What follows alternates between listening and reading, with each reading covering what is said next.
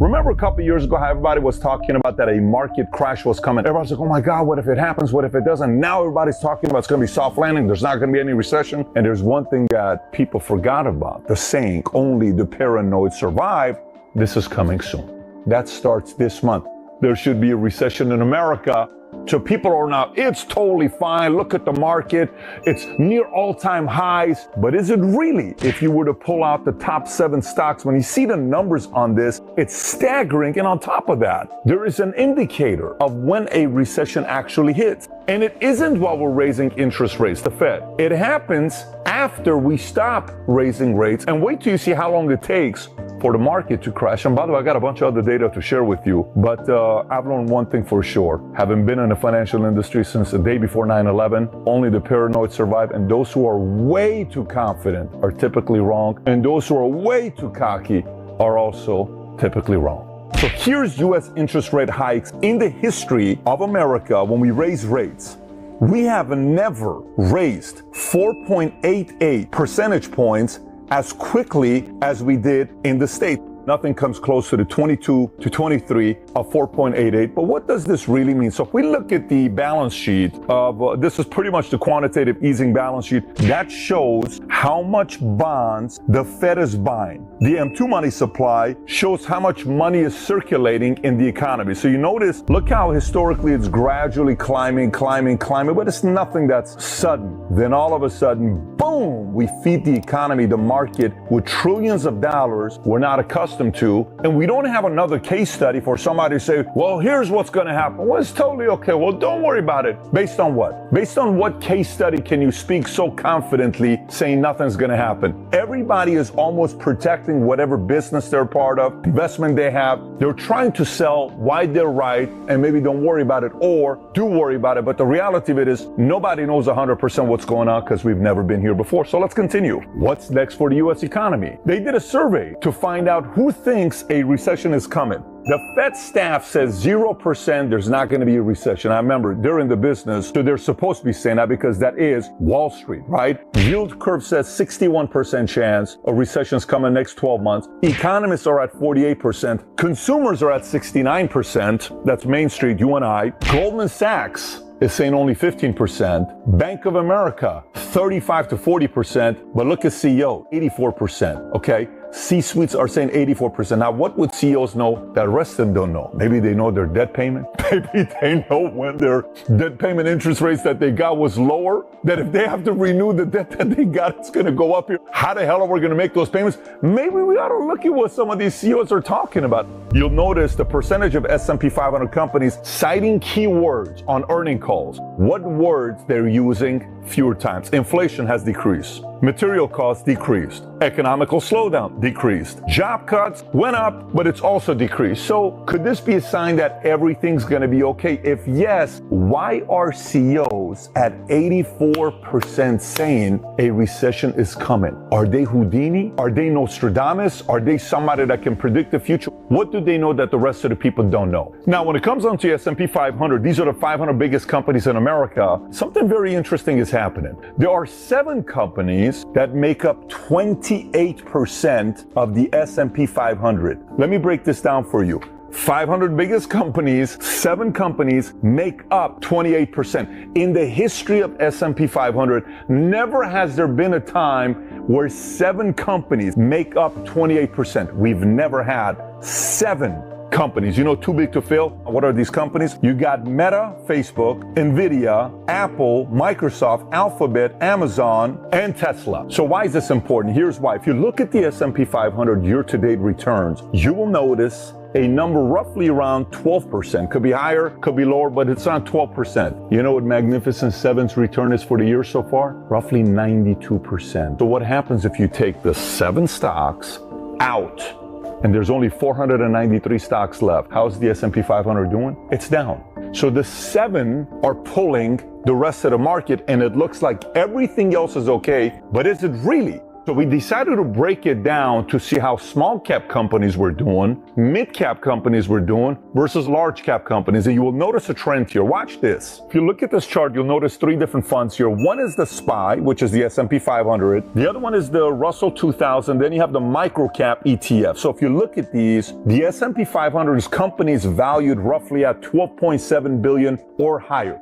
Top 500 biggest companies in America. Russell 2000 is company sizes $300 million to $2 billion market cap. And then the micro cap is from 50 million to 300 million. So if you look at this, what do you notice? You'll notice SPY is up 18.66%. The rich get richer, the big get bigger, the stronger get stronger. Great. Russell 2000 is only up 7%. But look at the micro cap. Micro cap companies are down 1.85%. So why is that? Is it the bigger guys can afford to go through a season like this? They can weather the storm and they can kind of handle it because the amount of cash they have and capital they have, and the smaller guys cannot? Possibly, but we cannot fool ourselves thinking the market is up just because these 7 magnificent companies are carrying the weight. So far, the reason why the market hasn't crashed is one, Magnificent 7 is holding the S&P 500 high, so people are like, it's going to be okay. Number 2, unemployment is super low, 50-year low, so people have jobs, they're paying their bills, they're not really that worried about it. They are worried, but not that worried about it to the point that the market has to think about maybe a crash or recession coming around the corner. However, number 3 is something to be concerned about because the U.S. consumer credit card debt tops $1 trillion.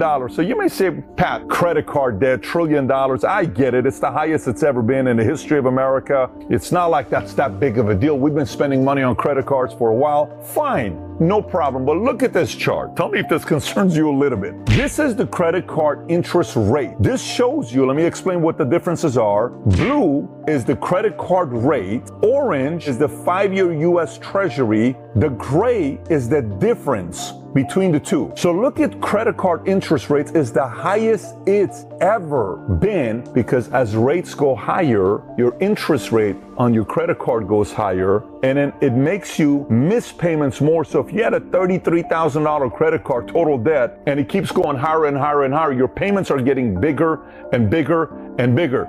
The average person's like, look, I can afford to pay $300 a month. I can't afford to pay $420 a month. All of a sudden it went up, or a bigger number than that. $420, now it's $580. But this is not a good sign of what's taking place because people's interest payments are officially higher than they've ever been before.